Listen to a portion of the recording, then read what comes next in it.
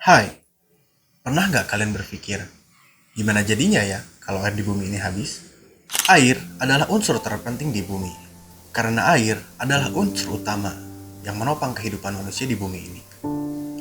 Tanpa adanya air, manusia akan mati, walaupun makanan juga tak kalah penting. Akan tetapi, tentu jelas, air lebih penting.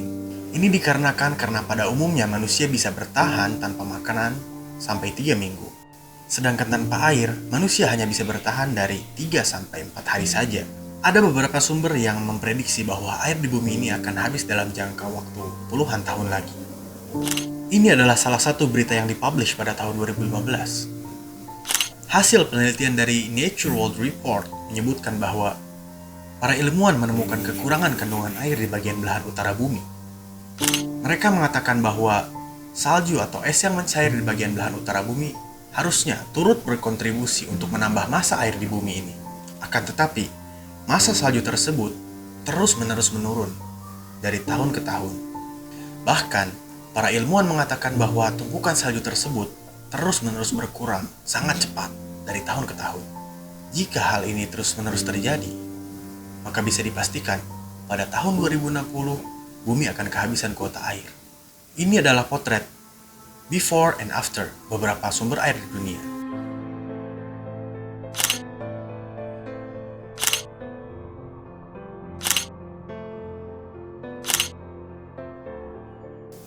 Bayangkan, hanya dalam jangka waktu 3 tahun saja, kuota air di bumi semakin menipis. Lalu, apa yang akan terjadi 5 hingga 10 tahun ke depan? Apakah dunia akan benar-benar kehabisan sumber air? Meskipun hal itu akan tetap terjadi, tapi setidaknya kita bisa memperlambat proses itu.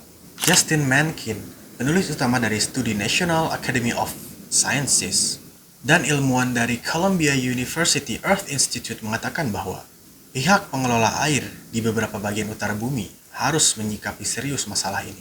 Mankin menambahkan bahwa penyebab utama habisnya salju di bumi ini tidak lain dan tidak bukan adalah karena global warming. Selain itu, masalah ini juga disebabkan oleh bertambahnya jumlah kebutuhan air manusia yang seiring berjalannya waktu akan terus bertambah. Karena pada setiap detiknya, di berbagai belahan dunia ini, manusia lahir. Walaupun di sisi lain, banyak juga manusia yang meninggal. Akan tetapi, dari grafiknya, pertumbuhan dan perkembangan manusia lebih dominan. Maka dari itu, kebutuhan air manusia akan bertambah seiring berjalannya waktu. Dan bisa dipastikan bahwa kuota air di bumi ini akan habis dalam jangka waktu puluhan tahun ke depan. Ada yang disebut hukum kekekalan massa yang dipelopori oleh dua ilmuwan hebat, yaitu Anthony Lavoisier dan Mikhail Lomosonov. Lavoisier dan Lomosonov menyebutkan bahwa massa zat yang ada dalam suatu sistem tertutup akan selalu konstan, meski terjadi berbagai proses di dalamnya. Ini contoh analogi mudahnya. Sebut saja kalian menyeduh secangkir kopi dengan memakai bahan 200 ml air, 50 gram kopi, dan 50 gram gula. Dalam 3 unsur tadi, jumlahnya akan tetap sama setelah dan sebelum dicampur. Akan tetapi perbedaannya adalah 200 ml air tadi, setelah dicampur kopi dan gula, dia tidak lagi menjadi air yang murni, akan tetapi menjadi campuran air dan gula dan juga kopi, sehingga tidak lagi menjadi air yang murni. Sama halnya dengan air di bumi. Air di bumi akan terus ada dan akan tetap ada, akan tetapi mungkin bentuknya yang berubah. Seperti halnya air yang kita konsumsi setiap hari. Dibantu dengan metabolisme tubuh, air tersebut berubah menjadi keringat ataupun urin. Air yang telah bercampur dengan unsur-unsur lain belum tentu bisa kita konsumsi. Seiring berjalannya waktu, teknologi sedikit demi sedikit mulai mengimbangi. Dengan diciptakannya alat-alat canggih, alat-alat yang bisa mengubah air yang kotor jadi air yang bersih. Tapi, kita tidak bisa begitu saja mempercayakannya pada teknologi. Harus ada kesadaran dalam diri kita untuk selalu menghemat air. Jika tidak, tetap saja air di bumi ini akan habis.